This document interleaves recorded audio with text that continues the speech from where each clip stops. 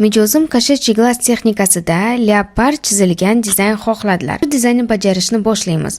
Mijozimning tirnoqlari kalta bo'lgani uchun dizayn proporsiyasi to'g'ri chiqishi maqsadida texnik formada tirnoqlarni uzaytirdim. Bu bosqichda arxitekturaga alohida e'tibor beramiz. Tirnoq yengil, muvozanatli va kundalik hayotga qulay bo'lishi kerak. Fon rang sifatida qora rangni tanladim. Leopardni seri rangda qilishga qaror qildim, chunki bu kombinatsiya dizaynga chuqurlik va qimmat effekt beradi. Avval tirnoqqa qora rangni surib, keyin seri kashetchi glasni qo'llaymiz. Magnitni har tomondan ushlab, bilikni aniq markazga keltiramiz. Muhim jihat, bu bosqichda materialni quritmaymiz. Endi dizayn qismiga o'tamiz. Uzun va biroz qalinroq ninani olib, aylana magnitga yengil teggan holda leopardni chizamiz.